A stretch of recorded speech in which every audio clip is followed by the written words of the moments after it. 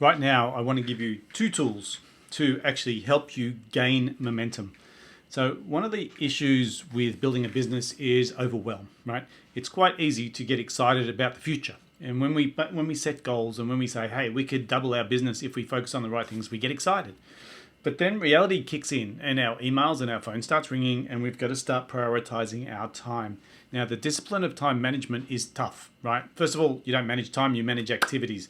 So understanding what is the best use of my time right now is really key. Now, by this point, we've already created the space in your diary. We've talked about goal setting. We know about direction and we know what it does and it helps us move forward. We've talked about learning styles. So we've worked out how do we key into the content that's available during this program and make sure we get the most out of it. Now I want to talk about how do we work out what the next main thing needs to be. So the two tools that I want to give you is the first one, which you may or may not have seen already, but it's one of my favorite tools and I'm just going to put it up here really quickly. It is what we refer to internally as the business master plan. Now, there's three sections to the business master plan. The first one is to get you out of chaos and get you into control. The second is the growth engine of your business. And the third one is where you actually start to leverage. Okay. Now, you might be in all three of these areas at the same time, but what we want to do is we want to use this as a ready reckoner to identify what we're going to work on next, and this is the way we're going to do it, okay? Each one of these sections has subsections. So in Chaos to Control, there's 4 steps, okay? And these 4 steps, I want you to rate yourself on a scale of 1 to 10. Now, you can just jot this down on a piece of paper. It's going to help you work out where you need to go. So the first thing in Chaos to Control is that we have a very clear picture of our goals, right, or planning. So we have a planning process that we use. We have goals that are clear and written that we're using. We understand what our business will look like when it's finished. Now, I want you to give yourself a score on a scale of 0 to 10 for how effective you are at planning. Doesn't mean you have goals. It means that you use goals to drive your planning process and you have planning cycles.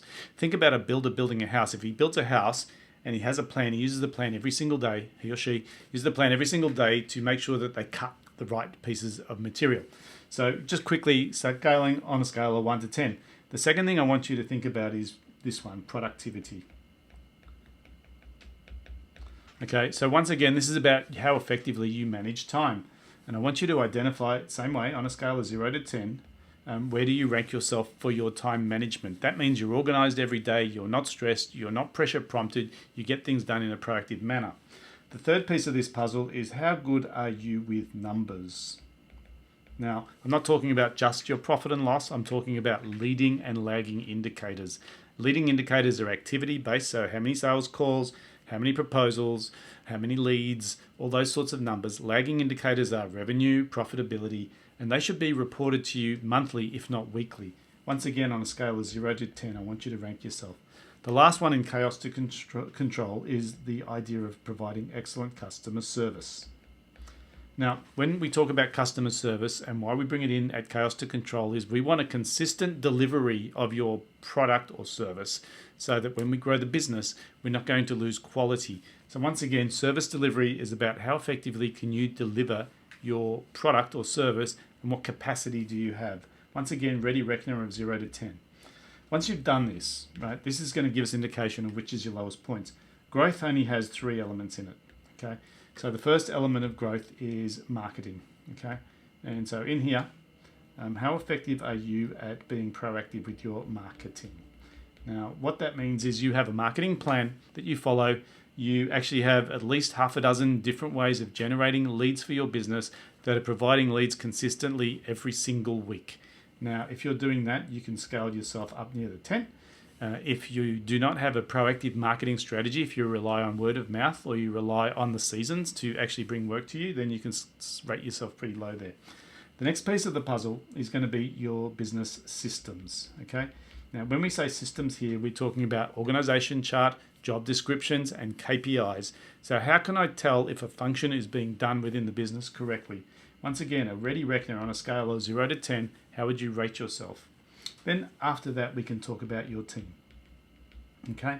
Now, your team is the people who work for you. How good are they at what they do? how much do you trust them to do their job properly, and how much responsibility do they take? Now, no one has to see this ready reckoner, so it's really about you being very objective around how you think things are going.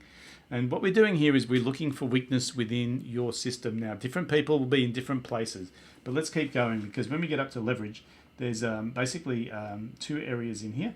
Right? The first one is synergy. Now, the word synergy comes from synchronized energy. And what that is when your team works together to build your business without you. So that means that they're actually thinking about market trends, about strategy, about how you can take the business forward.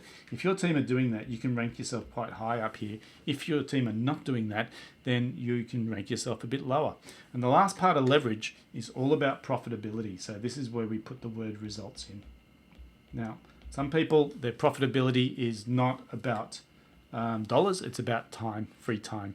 So when we talk about leverage is how much does the business rely on you? So on a scale of 0 to 10. Now what should happen here is you'll have a series of numbers down the right hand side here, and we're looking for the lowest number because that's the area that we can probably get the best results or best bang for buck. So this is the first tool. You should have already done this reckoning reckoner as I went through this description. And if you want to share this with your client success manager, they will help you navigate the system to work out where you need to get the resources from to fix that low area. Okay, so this is literally talking about your business structure. Now, the second tool that I wanted to give you is a lot simpler. Okay, we use this in our GPS, in our growth planning system, and it's split up into 5 areas. Okay, now in the 5 areas, what we do is we use a scale of 0 to 4. Okay, so it's a little bit easier, and each one of these is going to have some sort of a scale in there. So the first one that we talk about here is what's known as lead generation. Now, lead generation is new people being entered into your business. The reason we want to rank this is that fresh blood is the lifeblood of business. And if you've got a lot of really great clients that you've had for a long time, that's awesome, okay? But if we want to grow the business, we need to have some new business coming in all the time. So once again, on a scale of 0 to 4, where 0 is we don't have any lead gen, it's all word of mouth or referral. 4 is we have amazing lead gen, we pay for advertising or we pay for promotion, and we get consistent leads every single month. The second part of this equation is what we call lead nurture. Now, this is basically your trout farm. What I mean by that is every person who makes contact with your business is now communicated with on a regular basis. So think of lead gen as hunting, think of lead nurture as farming. And in the farming is where we build relationships over time so people get to know, like, and trust us over a period of time so that they can decide whether they want to buy our product or service. Once again, you're going to rank yourself on a scale of 0 to 4, where 0 is we don't do any lead nurture, 4 is we are superstars at doing lead nurture. The next piece of this puzzle is all about sales or conversion. Okay, and conversion is about how good you are at taking a prospect who's ready to buy and converting them into an order. Okay, once again on a scale of 0 to 4. And then we move into delivery. Now, delivery is literally about how effective is your company at taking an order and converting it into cash collected. This could be a combination of your process or client experience and your team and your product supply. So once again, we just want to rank ourselves very quickly on a scale of 1 to 4, 4 being superstar status and 0 to 4, where 0 is basically our delivery is disaster. Okay, the last piece of this puzzle is what we call scale. Okay, our ability to go beyond our current delivery as we need to. So bringing people on or bringing machinery on or whatever it might be that you need to grow your business. Same scenario, I want you to decide where you're going to be on a scale of 0 to 4. Now, if you do this effectively, you might end up with, pretty poor on the lead gen, okay on lead nurture, nail conversion, nail delivery. It's all about me, so I don't have scale. And you'll end up with a graph that looks something like this. Okay. Now, you need to do this for yourself. Once again, if you talk to your client success manager, they will help you go through this process and identify which is the weakest link in the chain. Now, here's how this works, right? If we're growing the business, we're moving left to right and we're picking the lowest area, which in this scenario would be lead gen, right? If we're systemizing the business, we move the other way. We go from right to left and we start with the scale issue, right? We start with the scale issue. So we need to work out what the low points are in this tool, and we need to work out what the low points are in this tool. And both of these will give you the ability to determine what the next main thing that you should be focused on is. Because what I've learned is that unless we're clear on the next main thing to be working on, we get diluted. We don't multitask very well. We need to pick one thing to do, and we need to focus on dominating that one thing before we move on to the next thing. So use these two tools to identify what your next main thing needs to be.